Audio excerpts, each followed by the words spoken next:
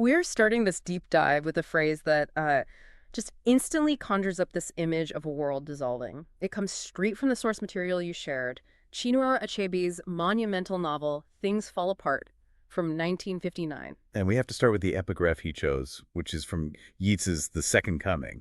I mean, it's just chillingly prophetic. Things fall apart, the center cannot hold, mere anarchy is loosed upon the world. That quote is the blueprint. It's the whole map for our discussion. Achebe's mission, as we see it, was to show that there was a center to hold in the first place, to counter these simplistic colonial narratives. Right, he's arguing this was a complex, structured, and sophisticated society. Exactly.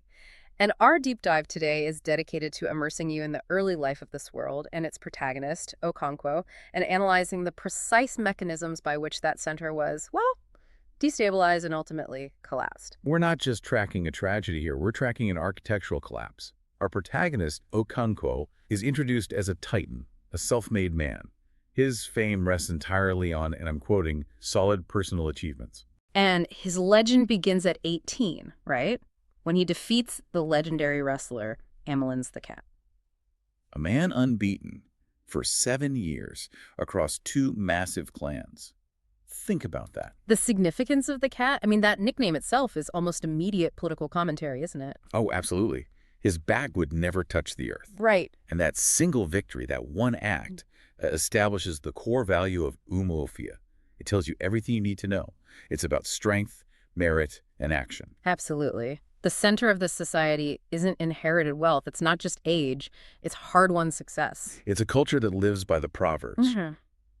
If a child washed his hands, he could eat with kings. And Okonkwo has washed his hands fiercely. I mean, he is a wealthy farmer. 2 huge barns full of yams, 3 wives, 8 kids. And he'd taken 2 titles. He was a ferocious warrior. The text even notes he brought home 5 human heads from intertribal wars. Which is intense. Yeah, so our challenge in this analysis is to trace how this highly structured Igbo society, with its intricate rules and systems, just disintegrates. We're looking at a dual threat, really.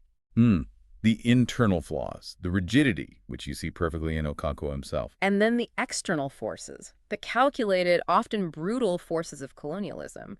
We need to see how both of those conspired to just dismantle what Achebe so carefully built up for us. Let's start right there, with the foundation of his fame, the throwing of Amelins the cat. It wasn't just, a wrestling match. No, it was a societal declaration. Exactly. It showed that achievement was revered above all else.